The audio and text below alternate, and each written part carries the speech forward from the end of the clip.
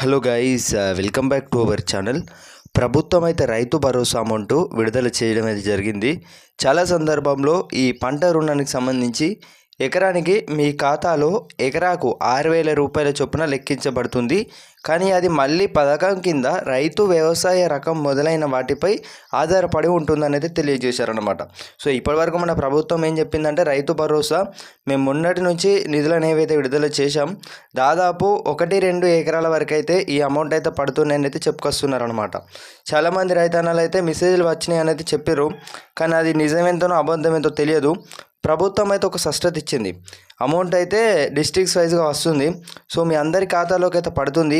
ఇప్పటికే రైతు భరోసా విషయంలో నిరసనలు చేపడుతున్నారన్నమాట. కానీ రాష్ట్ర ప్రభుత్వం రైతు భరోసా విడుదల చేసిందనేది ఒక క్లారిటీ ఇచ్చారు. మన సీఎం రేవంత్ రెడ్డి గారు, ముఖ్య అధినేత గారు అయితే రైతు భరోసా మేమైతే విడుదల చేసాం.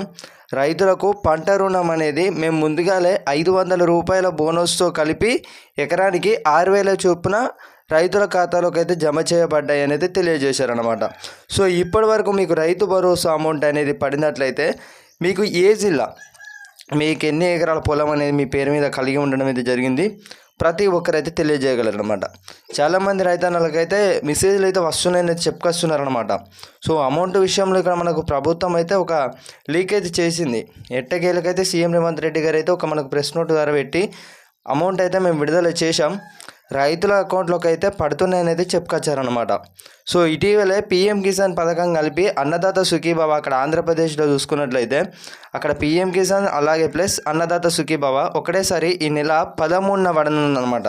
తెలంగాణ రైతులకు 13వ తారీఖున సాయంత్రం 5 గంటలకి పీఎం కిసాన్ అమౌంట్ అయితే పడనుంది. మీ ఖాతాలోకి అయితే 2,000 రూపాయలు అయితే నగదు జమ చేయబడతాయి. ఈకేవైసీ ప్రక్రియ పూర్తి చేసుకోవాలి అందరూ కూడా. ఈకేవైసీ ప్రక్రియ పూర్తి చేసుకున్న వారందరికీ కూడా ఈ 2,000 రూపాయలు అయితే ఖాతాలో పడనున్నాయన్నమాట. సో మీ తోటి రైతులందరికీ కూడా షేర్ చేయగలరు. రైతు భరోసా విషయంలో ప్రభుత్వం అయితే నిధులు విడుదల చేసిందని అయితే ఒక స్పష్టత ఇచ్చారనమాట. అలాగే అమౌంట్ అయితే పడుతున్నాయని అయితే చెప్పుకొస్తున్నారు. ఇప్పటికే చాలామంది రైతన్నలు అయితే మెసేజ్లు కూడా పెడుతున్నారనమాట. అమౌంట్ అయితే పడుతున్నాయన్న మాకు 1 ఎకరం గల రైతులందరికీ కూడా ఈ అమౌంట్ అయితే పడ్డాయని అయితే చాలామంది నిన్ననైతే కామెంట్ రూపంలో తెలియజేశారనమాట. సో ఇప్పటి వరకు మీకు అమౌంట్ అనేది పడనట్లయితే మీది ఏ జిల్లా, మీ పేరు మీద ఎన్ని ఎకరాల పొలం అనేది కలిగి ఉండడం అయితే జరిగింది అనే వివరాలు అనేవి అయితే మీరు అందించగలరు అనమాట. సో అలాగే మీరు ఏం సాగు చేస్తుంటారు అనేది కూడా తెలియజేయగలరు. ఇప్పటి వరకు మన ప్రభుత్వం ఇక్కడ రైతు భరోసా విషయంలో అమౌంట్ అయితే మేము విడుదల చేసాం అనేది చెప్పుకొచ్చారు. చాలామంది రైతన్నలు అయితే మెసేజ్లు పెట్టి చెప్తున్నారనమాట. సో అమౌంట్పై అయితే ఒక క్లారిటీ వచ్చిందని అయితే అనుకుంటున్నాను.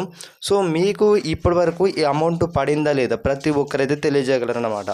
అమౌంట్ పడింది ఈ జిల్లాని అయితే ప్రతి ఒక్కరైతే తెలియజేయగలరు అనమాట. అలాగే మనతో కాంటాక్ట్ అవ్వండి.